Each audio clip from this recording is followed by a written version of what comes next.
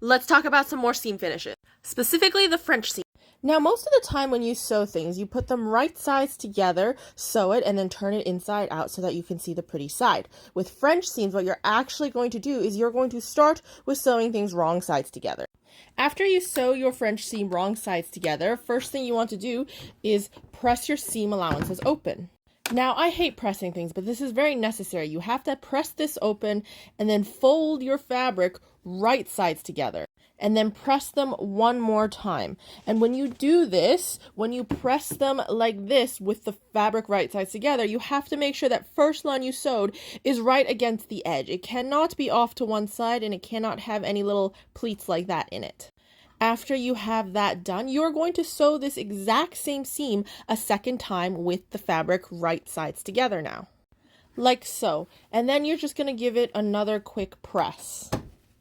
After that, when you open your fabric up, here now I have the right side. You can give it another press right here.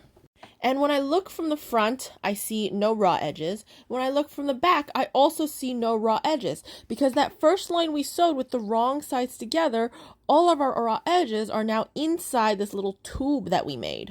In order for those raw edges to fit nicely inside this tube and not accidentally poke out the front on the right side of the fabric, we have to make sure that the first line we sew is smaller than the second line we sew, or we have to cut off some of that excess seam allowance before we sew the second line.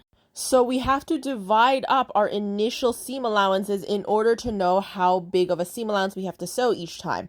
So a 5/8 of an inch total seam allowance, the first line we sew will have to be 1/4 of an inch, and then the second line we sew will have to be 3/8 of an inch. 3/8 is bigger than 1/4 of an inch because this is also 2/8 of an inch, which means all of our raw edges will be hidden inside. If we have a seam allowance of 1 inch, we have to divide it into 3/8 of an inch for the first time, 5/8 of an inch for a second time, which adds up to the total 1 inch. Same thing with a 1/2 inch seam allowance. Sew it at 1/8 of an inch the first time, 3/8 of an inch the second time, and it adds up to 1/2 an inch total. French seams are best used on very lightweight fabrics where if you were to overcast this edge, there's simply not enough threads here to really keep those overcast stitches hanging onto this fabric. It will all just shred off. And it is also very good for extremely lightweight and see-through fabrics because if I were to overcast the edge of this fabric, you would be able to see those threads from the outside.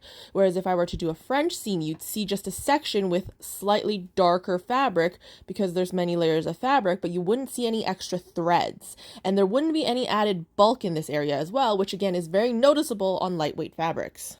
I hope this helps. Next time we'll go over a different seam finish.